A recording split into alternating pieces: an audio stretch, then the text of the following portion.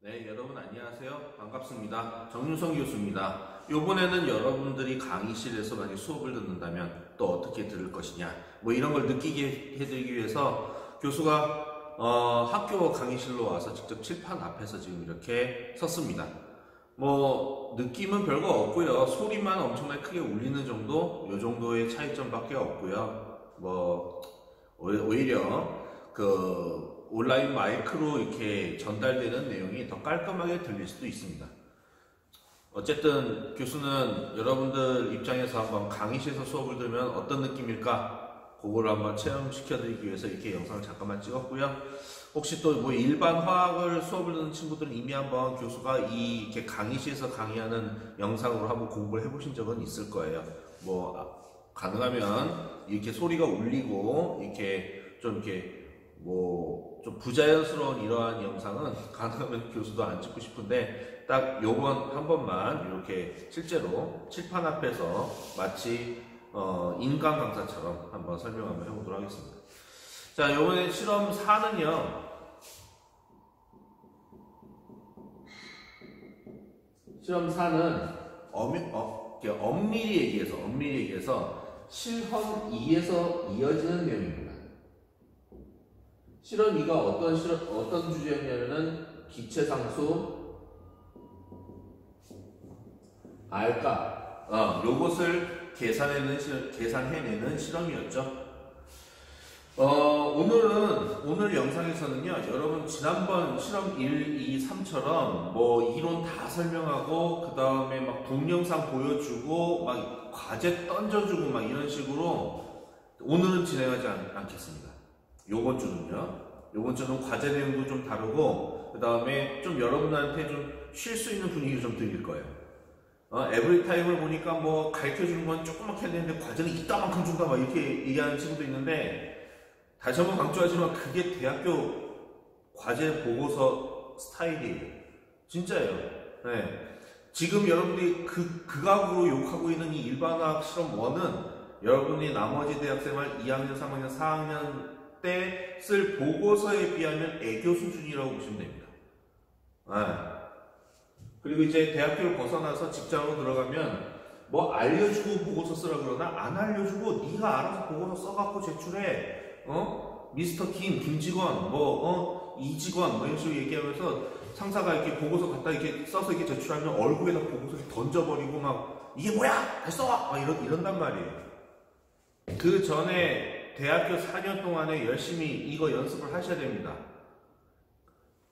배경 지식은 쥐뿔 없는 상태인데 최대한 조사해가지고 작품 하나 만들어서 보고서 만드는 그 연습 말하는 거 이야기하는 거예요. 그래서 오늘 교수는 실험 4, 기체의 분자량 측정,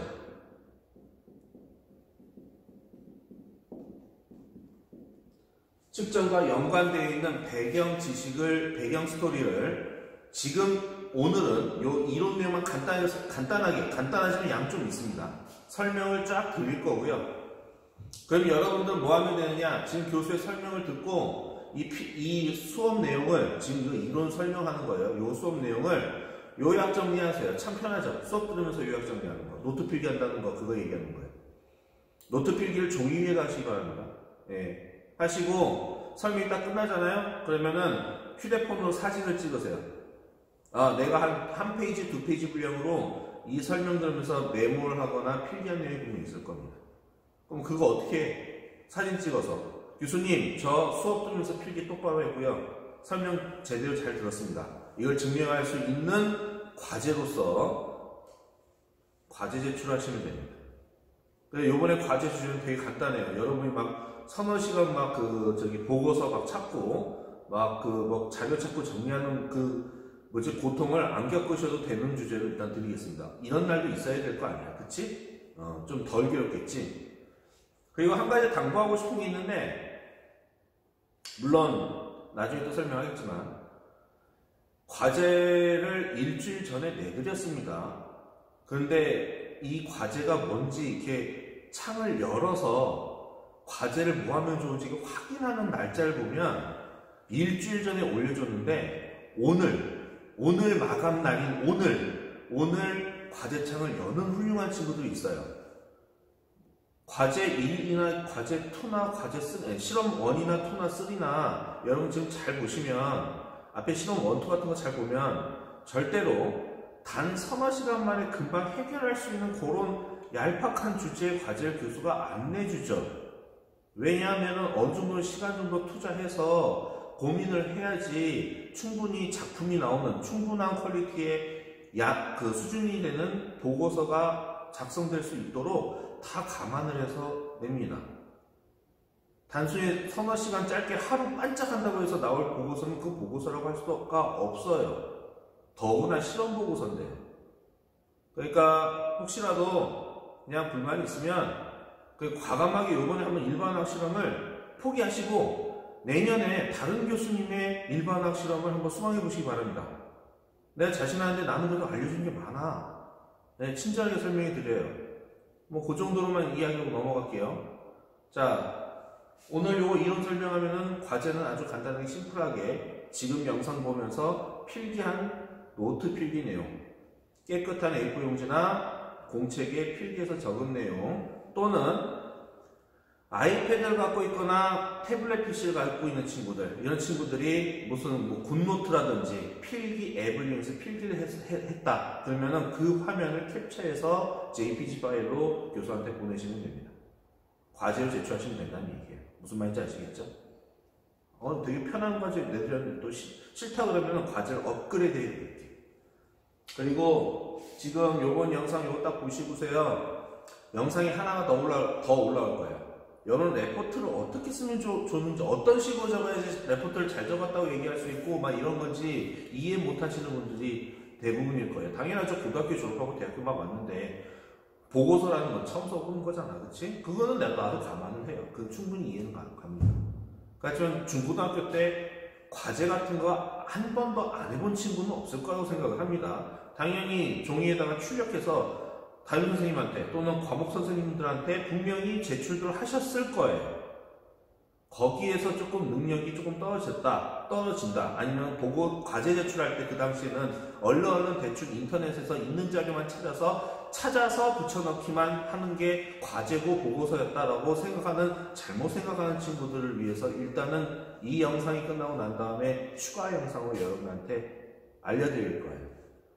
그러니까 실험 3번, 요번 실험 3번에 지금 여러분 과제를 지금 평가 중에 있습니다. 반 정도 했어요. 한 번 과제 딱 주면 제가 130명 과제를 받아서 일주일 동안 그걸 다 읽어봐야 됩니다. 네, 근데 그 중에서 딱 한 65명 정도 했습니다. 아직 평가 못 받으신 분들 있죠. 과제 3번. 그러니까 3주차 실험 3번 과제에 대해서요. 네. 실험 3번, 3주차 과제니까 실험 2번인가? 3번인 것 같은데, 그쵸? 자, 어쨌든 그 3번 과제의 보고서 중에 제출한 사람의 이름 학번 다 지우고 다양한 유형의, 여러분들 그 보고서를 작성한 사람들, 학생들 쫙 긁어보면 유형들이 있어요. 보고서를 정말 깔끔하게 잘 쓰는 유형, 하지만 내용은 빈약한 유형, 또는 내용은 더럽게 많은데 난잡하게 있는 그대로 그냥 긁어서 다 붙여가지고 마구잡이로 그냥 떡치는 친구, 아니면 아예 허허벌판으로 아주 그냥 보고서가 그냥 한 페이지와 두 페이지로 끝나는 그런 친구. 다양한 유형의 보고서들을 예시를 실제로 들여서 누군지는 모르게 이름 다 지우고 보고서의 내용만 여러분들한테 보여드리면서 이 보고서가 이게 어떤 부분이 잘 됐고 어떤 부분이 정말 개선해야 될 점인지를 알려드리도록 하겠습니다. 보고서 쓰는 방법까지도 교육해주는 그런 아주 튜터 같은 교수가 있으세요? 어디 있겠어요? 여기 있네요, 보니까. 그러니까 동영상 그거 잘 보시고요. 영상을 이거 포함해서 2개를 보셔야 이번 주 출석으로 교수가 인정해 드리도록 하겠습니다. 무슨 말인지 아시겠죠? 자, 그러면은 실험 4의 배경 설명을 하도록 하겠습니다. 실험 4를 바로 설명하지 않고 실험 4에 들어가는 배경 설명을 이야기하겠다는 거예요. 무슨 말인지 아시겠죠? 실험 2의 그 기체상수 R값을 계산하는 부분에서 그 이상기체와 실제기체의 차이점에 대해서 조사하라고 교수가 분명히 교과서 5단원에 있는 내용, 기체 내용 공부하면 6단원인가 6단원 공부하면 될 거라고까지 이야기를 하면서 내줬던 그 과제를 충실하게 실행해서 과제를 잘 작성했던 친구들은 지금 내용이 그 과제를 하면서 써왔던, 작성해왔던 그 가닥 때문에 기억이 어느 정도 나서 바탕이 되어서 좀 쉽게 들릴 수가 있고요. 만약에 그렇지 않고 과제를 그냥 지겹다, 대충 빨리 하고 끝내자 라는 식으로 이상기체와 실제기체의 차이점을 조사를 적당히 대충 패시브 기술 사용해서 그냥 하신 분들은 지금 설명이 왠지 깔끔하게 100%로 다 이해 안 되는 부분도 있을 수 있습니다. 미리 말씀드립니다. 지금 딱 10분 설명했는데 지금 녹화 시간이 10분 50초 지나가고 있는데 참 벌써부터 지겹죠, 그렇죠? 예. 얼른 설명할게요. 자, 먼저 기체는 이상기체와 실제기체로 나뉘죠. 간단히 이상기체는 PV는 nRT라고 하는 요 등식을 정확히 항상 성립하는 기체를 이상기체라고 얘기하고, 실제기체는 PV는 nRT를 엄격하게 따지면 이게 성립하지 않는데 어느 정도 성립하지 않느냐, 거의 근접할 정도로 성립하지 않는 실제로 우리 주변에 떠돌아다니는 기체를 실제기체라고 이야기하는 거예요.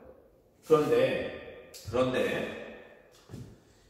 이 이상기체 같은 경우에는 이상기체가 되려면 한 가지를 더 만족해야 됩니다. 뭐냐면은 바로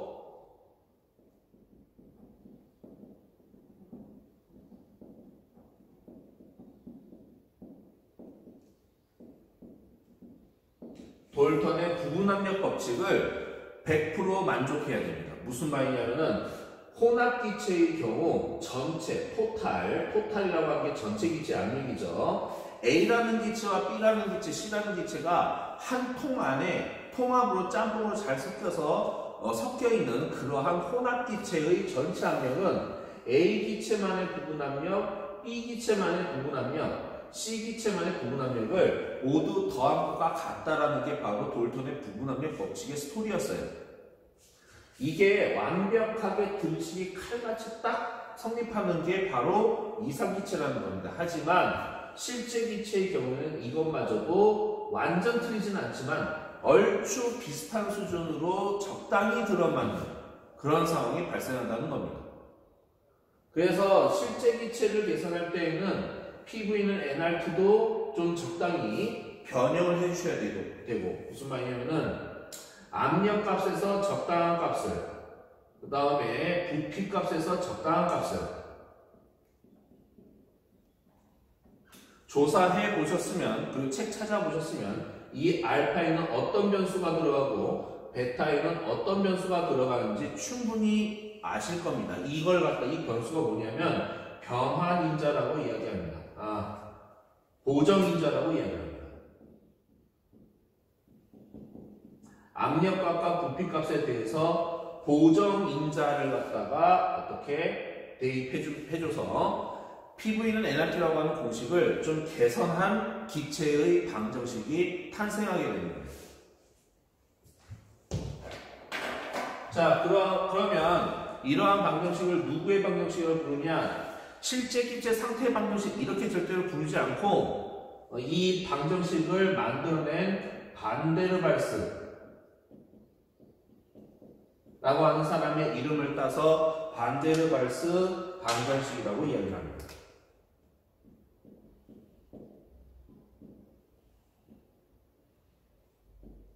반데발스 이렇게 해놨는데 이게 외국 사람 발음이잖아. 반데르발스 이렇게 발음하지 않고 반데르발스 이렇게 발음을 해요. 그래서 반데발스 이렇게 얘기하는데 아이고 르라고 적어줘야 돼.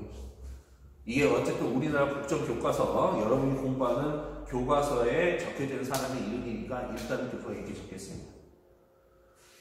자, 그래서 이렇게 이해를 하시면 되는데, 그러면은 우리가 실험 2에서는 어떻게 R값을 구했냐면 실제로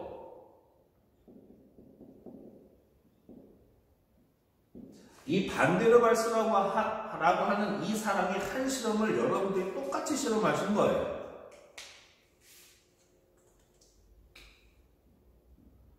특정 온도, 그 다음에 특정 압력에서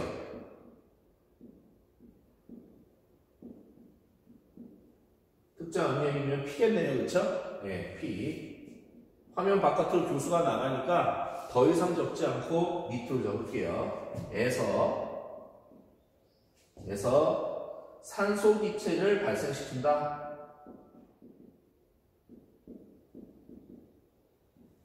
그 다음에 2번 발생한 산소 기체의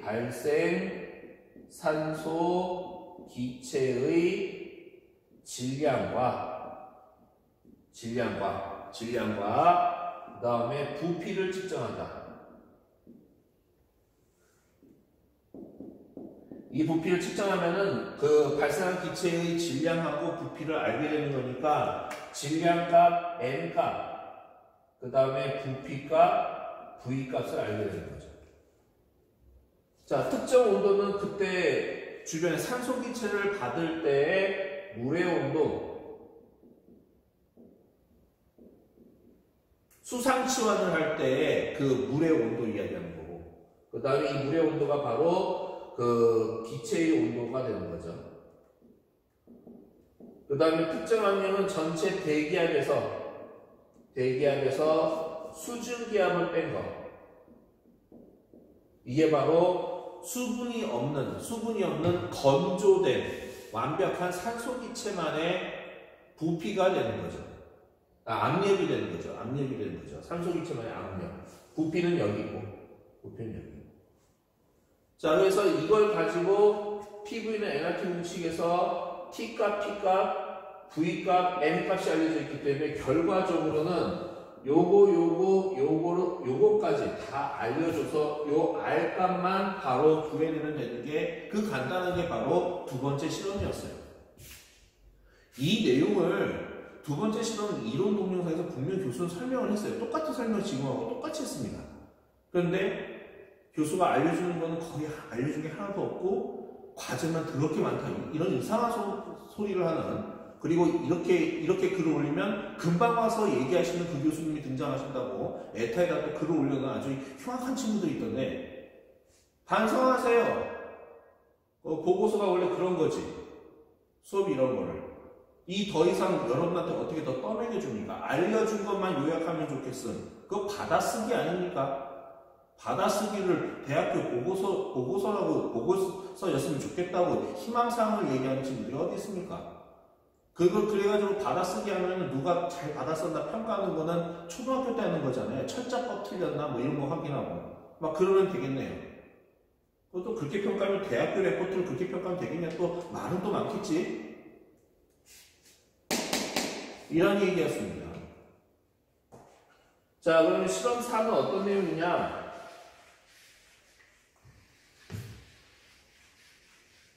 또 아까 전에 또 여기 적은 것 중에 또 이해 안 된다고 또 물어본 친구도 있을 것 같아서 세세하게 제가 상세히 설명 잘 해드립니다. 잘 들으세요. 아까 전에 산소 기체의 질량 있잖아요.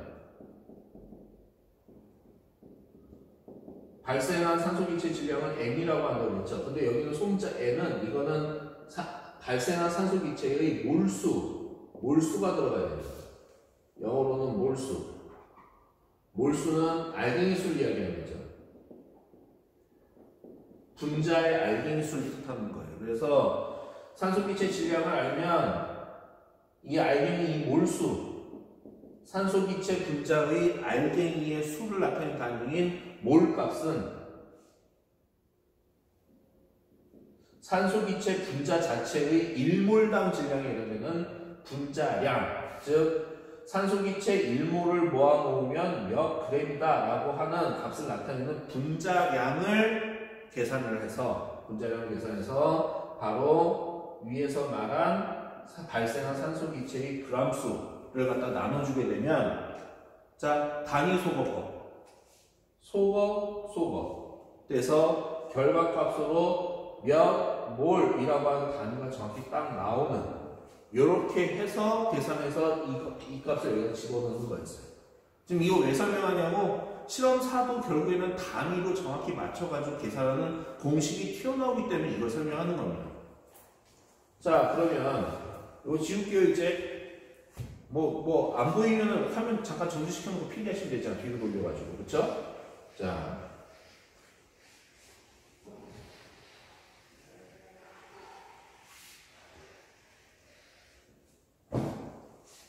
그러면 이번 실험은 바로 기체를 반응시켜서 기체의 반응을 보고 이 기체의 분자량이 얼마냐 분자량을 계산하는 실험이에요. 자, 분자량은 정식 정의가 그러니까 교과서에 나오는 교재에 나오는 정식적인 제대로 된 FM 진짜 찐이 아니라 진 정의는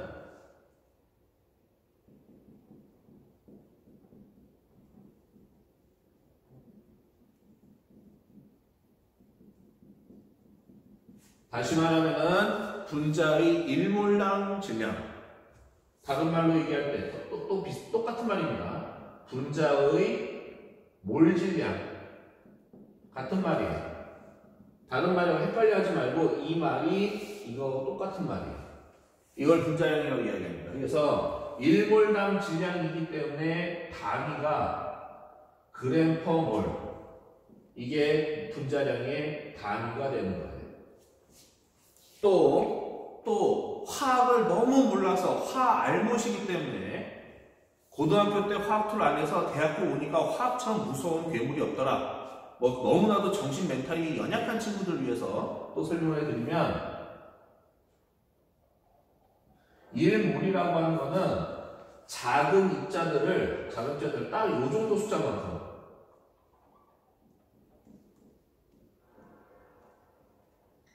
이 숫자만큼 모아놓았을 때 부르는 묶음 단위입니다.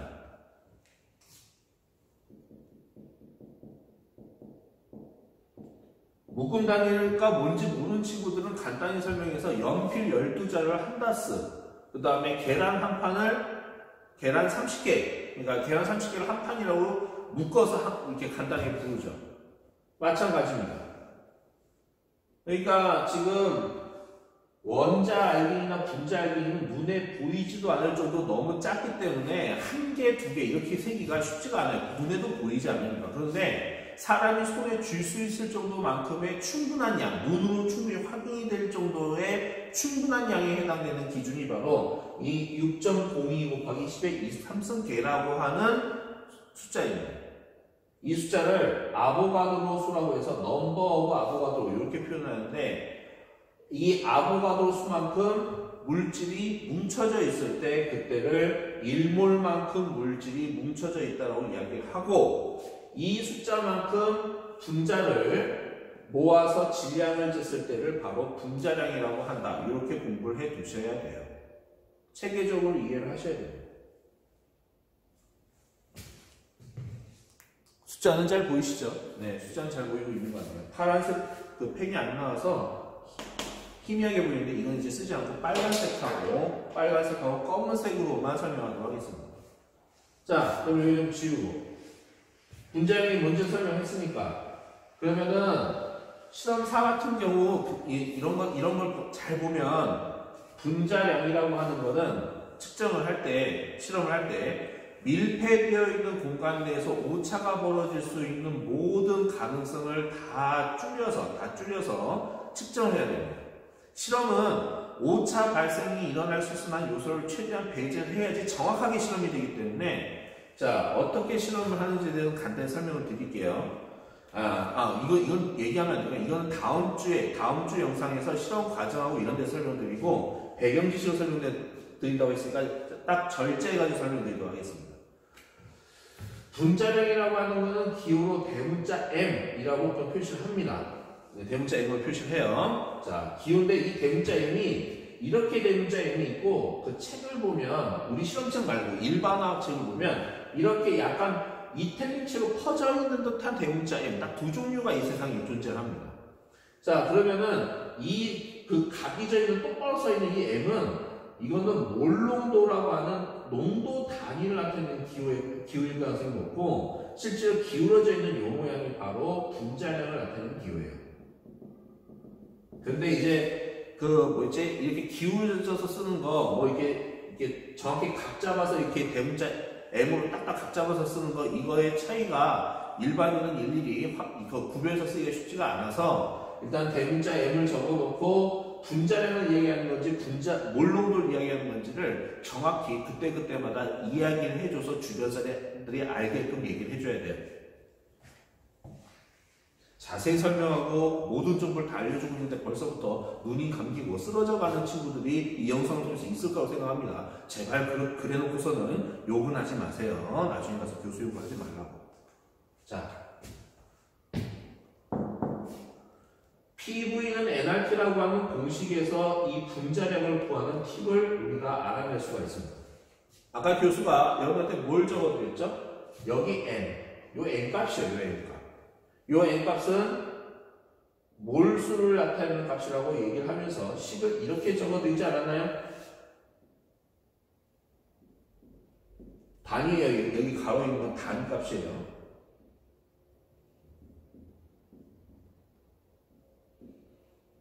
결국에는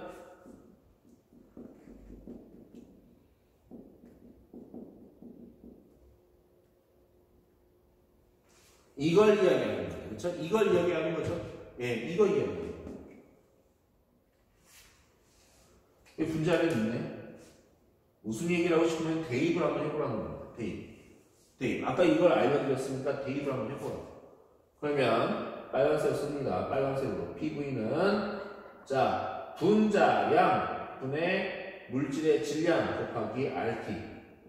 그럼 이거 위로 좀 더 이거 정리를 뭘로 한다? 이 실험은 요번에 하는 이 네 번째 실험은 기체의 분자량을 측정하는 실험이라고 교수가 지금 얘기했죠? 그렇기 때문에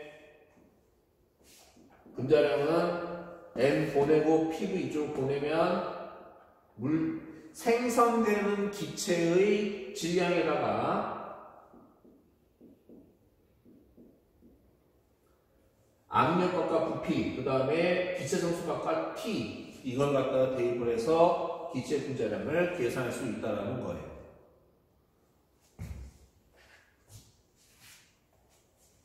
지웁니다. 네, 필기 다 하셨죠? 필기 안 됐으면 정지해 놓고서 필기하라는 거예요. 다음.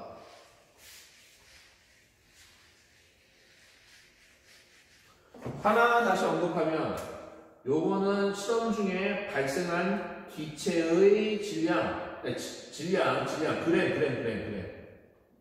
그 다음에 요거는 기체 부피, 발생한 기체 부피, 요거는 그 기체의 압력.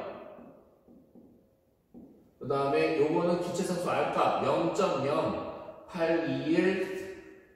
단위도 중요한데 단위를 갖다가 다 빼먹고 보고서 쓰는 불쌍한 친구들이 있어요. 또 그 다음에 요 T는 섭씨 온도가 아니라 절대 온도 켈빈 이렇게 해서 계산해야 되는 거예요.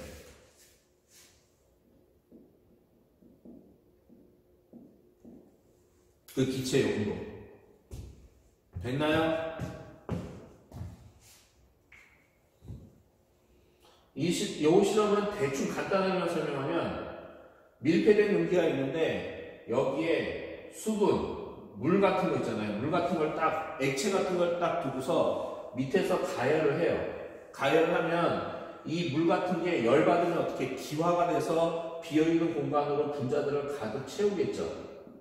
가득 채우는데 이 물의 양이, 이 액체의 양이 지나치게 많으면 여기 안에 빵빵하게 채우다 못해 더 오버돼서 이 통이 터질 수 있기 때문에, 폭발할 수 있기 때문에 여기 위에다 미세한 구멍, 미세한 바늘구멍 하나만 또 뚫어둬서 얘가 완벽하게 다 어떻게 소모가 될 만큼, 다 쉽게 해서 다 완벽하게 증발이 될 만큼 기다려준 다음에 그러면 오버되는 분자들은 바깥으로 빠져나갈 거예요.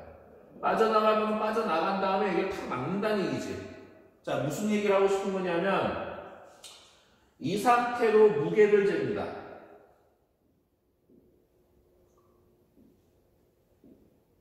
자, 저울을 갖다가 교수가 이렇게 딱 그려볼게요. 바늘로 이렇게, 원래 요즘은 디지털 저울이지만, 얘를 이 통과 함께 안에 담겨져 있는 기체까지 모두 포함해서 통과 기체의 질량을 동시에 무게를 측정합니다. 측정을 하고, 그 다음에 뭘 하느냐고, 뭘 하기는 안에 있는 기체를 싹 다 비우고, 껍데기, 통만의 무게를 딱 측정을 해요. 그러면은, 그 아까 전에 측정한 거랑 통 껍데기만을 측정한 그 무게량의 차이값이 바로 이 M 값이 되는 거죠. 그 기체만의 질량이 되는 거예요. 당연한 얘기를 좀 하고 있는 겁니다. 그래서 M 값을 실험을 통해서 이렇게 쉽게 구한다는 걸 지금 이야기하는 거예요. 그럼 기체 부피는 어떻게 구하면 되겠니? 여러분 지난번에 수소 기체의 부피를 모의 부피로 어떻게 해서 메스실린더로 측정했어요? 동영상도 기억하고 계시죠? 기억이 안 난다고? 보고서 쓸 때 분명히 봤어야 되는 건데 실험 2 얘기하는 거야. 이 통 안에다 물을 가득 채워요. 물을 딱 여기 위까지 깔끔하게 물을 채운 다음에 여기 안에 채워져 있는 물의 부피를 메스실린더, 즉 부피 실린더로 측정을 하는 겁니다. 측정을 하면은 이 부피값도 측정이 되는 거죠. 몇 밀리리터의 부피가 여기 안에 들어가 있는지. 밀리리터 측정하고 난 다음에 리터 단위를 당연히 바꿔주셔야 됩니다. 왜냐하면은 이 PV나 ART 공식에는 기본적으로 리터 단위가 사용돼야 돼요. 그래서 단위만 리터로 바꿔줘서 대입하면 끝난다는 거죠. 그 다음에 압력은 지금 이 통 주변에 작용하고 있는 대기압과 안에 채워져 있는 기체 압력이 똑같다고 봅니다. 왜 똑같냐고요? 아까 전에 바늘로 뚫어가지고 나갈 놈들 다 충분히 나가고 난 다음에 더 이상 나가는 놈이 없을 때 막아준다 그랬었잖아요. 그렇죠? 그러면은 나갈 놈들 나갈 때는 어떨 때 나가는 거야? 안쪽의 압력이 바깥쪽 압력보다 훨씬 더 클 때는 기체들이 빠져나가지만 바깥 압력과 안쪽 압력이 똑같을 때, 즉 안쪽 압력과 바깥 압력이 똑같을 때에는 더 이상 기체가 바깥으로 빠져나가는 일은 없죠. 그 상태에서 닫아준 거 아니에요. 그러니까 이 기체의 압력은 곧 대기압이 되는 겁니다. 대기압은 1atm이죠. 그래서 여기 P값에는 이 압력값에는 1atm을 때려 넣는 거예요. 지금 설명을 열심히 하고 있는데 잘 안 들었다가 다음 주에 여러분 실험 과정이 이렇습니다. 결과 정리하세요. 그러면은 교수가 알려주는 거는 쥐뿔밖에 이만큼 알려주고 원하는 건 이만큼 원한다. 보고서에서 또 이런 소리 하지 말고 들어. 아주 내가 원안에 한해서 묻혀. 매년. 너희들만 그런 거 아니야. 매년 여러분의 위에 선배들 다 그런 소리 하다가 2학년, 3학년, 4학년 돼서 진짜 전문 과목 레포트 쓸 때는 진짜 뭔지 알려줘놓고서는 거대한 산 하나 써갖고라고 얘기하는 레포트를 막 한 학기에 막 과목별로 2개씩만 3개씩 이렇게 만나다 보면 그때 가서는 일반학 때가 행복했어요. 일반학 시험 때가 행복했어요. 교수님 2, 3년 뒤에 그런 소리에 심지어는 이 중에서 재수강하는 친구들이 내후년에 다시 들어와서는 그래도 일반학 시험 레포트가 편하네요. 이런 소리를 또 한다니까? 이게 원래 무한루프야. 교수는 갖고 가다 대자뷰를 봐. 여러분의 지금 반응 있잖아요. 놀랍지 않아요. 그러려니 해. 근데 내가 왜 이렇게 얘기하냐고, 다른 교수님들은 그러려냐고, 원래 학생들은 그런 거니까, 대학은 캠퍼스 라이프는 이런 거니까, 이런 소리가 나올 수 있는 거 하고 넘어가지만 나는 안타까워. 그렇게만 생각할 게 아닌데. 그래서 얘기해 주는 거예요. 잔소리해서 미안하긴 한데, 아주 그냥 내가 그냥 속에서 열불이 나. 자, 그래서 이거 보세요. 자, 그 다음에 온도는 당연히 이때 다 빠져나갈 거 나가고 여기 딱 닫아줬을 때 안정적일 때 여기 안에 내부의 온도를 측정하시면 됩니다. 근데 보통 대기압하고 똑같은 온도로 아까 가열을 했지만 가열해주다가 증발 다 끝났으면 얼른 불을 빼가지고 주변의 온도와 이 내부의 온도가 똑같아질 때까지 기다려서 온도를 딱 맞춘 상태에서 이 T값, 평상시 대기의 온도 대입하는 게 편리하기 때문에 그렇게 기다려서 실험을 하기도 합니다. 요번에 실험 4는 어떤 식으로 하는지 여러분들이 실험 과정을 또 읽어보시면 이 온도 T가 몇 도인지 또 알아. 알 뿐만 아니라 또 제 시험 동영상 또 교수가 틀어주면서 보여줄 때 또 설명도 해주잖아. 그럼 그거 대입하시면 됩니다. 섭시험도 대입하시면 문제는 없길 바라는데 꼭 있더라고 보니까. 참 안타깝지만, 자, 그래서 절대 온도로 대입을 하셔서 계산하시면 됩니다. 아시겠죠? 네. 그렇게 하고 나면 0.0821만 정확히 떼어 넣으면 분자량의 단위가 g/몰 단위로 단위 소거법을 열심히 계산하시면 칼같이 딱딱 나와요. 아시겠습니까? 네. 이렇게 실험 4를 먼저 바로 막 실험 과정만 보여주면서 막 흉악하게 가기 전에 그래도 이렇게 설명을 해드리고 가는 게 여러분 입장에서는 낫지 않을까 싶어서 교수가 일단 쉬어가는 타임으로 한번 과제 홍수에서 여러분 스트레스에서 조금 도와드린 것 뿐입니다. 다음 주에 실험 4에 대한 영상 지난번 실험 1, 2, 3처럼 설명 다 할 거 다 하고 과제도 당연히 빡빡하게 당연히 드릴 거예요. 야, 실험 3번 요번에 과제에 뭐뭐 어떻게 하라고 설명이 이렇게 긴 이유를 여러분 왜 이렇게 길어진지 아는 사람. 내가 아는 사람 내가 A뿔 줄게. 아무것도 안 해도 A뿔 줄게. 아는 사람 있냐? 그거 여러분들이 뭐 5장 채우는 거 이게 말이 된 개힘든 막 이딴 소리 하길래 주제별로 똑바로 찾으면 몇 장 정도는 나온다라는 걸 알려주기 위해서 자세히 적어 놓은 거고 어떤 자료를 어떻게 찾아야 될지도 모르겠다. 하도 그렇게 얘기하는 친구도 있어서 구체적으로 주제마다 이런 내용을 찾으라고 구체적으로 언급을 해서 알려준 거야. 알려줘도 난리야. 그리고 저기 보고서 과제 같은 거 어쨌든 시간 걸리고 하는 거기 때문에 목요일이나 금요일에 교수가 수업에서 딱 이렇게 자료를 올려드리잖아요. 과제가 올라오면 궁금하잖아요. 일단은 과제가 얼마큼 이게 끔찍한지 읽어보면 이거 제출하는 날 당일날 찾으면은 안 되겠구나 하는 느낌 딱 와. 그러면 목요일이나 금요일날에 과제 탁 올라오면 적어도 한 토요일 일요일 논다 쳐. 월요일이나 화요일에는 자료 찾아놓고 그 다음에 수요일날 좀 있다가 이제 거의 마무리될 때쯤에 그 제출 마감일이 목요일이나 수요일 정도 될 거 아니에요. 그때 정리해. 정리하는 거 서너 시간 동안 정리하시면은 그나마 시간이 절약이 되지. 찾는 거 한 2-3시간이잖아. 내가 봤을 때 그냥 한 6시간 넘게 막 찾는 건 아닌 것 같거든. 내가 그런 주제 주지도 않고. 시간을 분할해서 쓸 생각도 해야지. 뭐 한 방에 니는 뭐 한 방 인생이야? 지금 과제 창을 언제 열어서 읽어봤는지 기록에 다 학생들이 나와 있는데 첫날에 딱 창 열어서 읽어본 친구는 한 클래스의 인원수가 한 41명, 44명 이 정도 되거든요. 40명에서 44명 사이. 어떤 클래스는 49명까지 있는데 49명까지 있는데 몇 명이나 과제 탁 이렇게 올리면 몇 명이나 볼 것 같아요? 4명 봐야 돼요. 10%. 근데 걔네들이 과제 내는 거 딱 보면 잘 썼어. 여유를 갖고 미리 자료 준비를 한 다음에 정리는 거의 마지막 날에 정리를 차분하게 하니까. 자료 자꾸 읽어보고 어떤 내용은 이거는 카페 읽고 온 거긴 하지만 야 이거 내용 너무 군더더기가 많다. 잘라내고 정리해서 잘 작성을 해요. 그래서 이 영상 끝나고서 잘된 보고서, 못된 보고서, 미흡한 보고서, 좀 뭔가 정리가 잘된 보고서 비교해서 설명해 드린다니까? 그거 이 다음 영상 잘 보시고 배우세요. 도움 될 겁니다.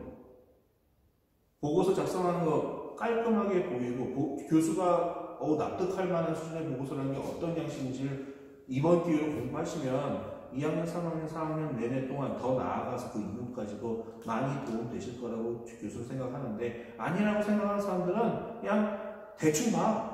대충 보고 인생 대충 네 멋대로 네 스타일대로 그냥 살아. 우리 이태원 클래스의 세로이 친구처럼 그냥 살아. 그냥 편안하게 막 그냥 아니 난 지금 이상해. 뭐가 이상하냐면은 중고등학교 때 분명히 부모님이나 학교 담임 선생님이 담탱이가 또는 담임 쌤이 공부해야 된다 이런 소리 분명히 여러 번 했을 거 아니야. 물론 듣기는 개싫지, 짜증나고 피곤하고 귀찮지. 근데 그걸 안 들으면 결과가 어떻게 돼요? 여러분 안 들어서 결과가 어때요? 근데 지금 대학교에 와서 마저도 교수가 이거 해야 된다. 이거 힘들고 귀찮은 거 안다. 근데 정성을 다해서 한번 해봐라. 해야 된다 지금 얘기하고 있는데 또 안 듣고 있어. 그게 반복되고 있어. 그럼 하나만 더 물어볼게요. 무서운 팩트인데 여기서 더 잘못되면 어떻게 될 것 같냐? 진심을 갖고 답답한 마음에 애석한 마음에 이렇게 얘기해주는 교수 말을 그냥 일반화시던 건 그냥 포기하려한다. 그냥 안 해버리려한다. GG 막 이렇게나 얘기하고 앉아있으면 어쩌자는 거야. 여러분의 생각에서 하는 잔소리도 이제 교수도 지치게 되면 안 하게 될 겁니다. 그러면 여러분 좋아하겠죠? 알아서 잘, 여러분들은 이미 대학생 성인이니까 알아서 본인의 인생을 알아서 잘 개척해 가보세요. 그거밖에 방법이 더 있겠나? 자, 말씀을 인간적으로 얼러주기도 하고 설득하기도 하고 강하게 얘기하기도 하고 할 만큼 교수님 얘기한 것 같습니다. 이제 더 이상 에브리타임이고 뭐고 나발이고 간에 여러분의 불평불만에 일일이 다 반응하진 않겠어요. 왜냐면 나만 서운한 것 같아. 생각해서 얘기해주면 뭐하나. 욕만 하는데. 불평불만이 그냥 그득한데 프로 불평러밖에 없는데. 그래도 강의 내용은 여러분들이 최선을 다해서 풍부하게 최대한 드릴 거고 공부를 하게끔 능력이 향상되게끔 강의를 끌어갈 테니까 교수를 믿는 사람, 정말 필요하다고 판단되는 사람은 잘 따라와 보세요. 배우는 게 분명히 있을 겁니다. 자신해요, 진짜로. 여러분 선배들도 그랬으니까. 아시겠죠? 자, 그러면은 다음 보고서를 어떻게 하면 잘 써야 되는지 그 영상에서 뵙도록 하겠습니다.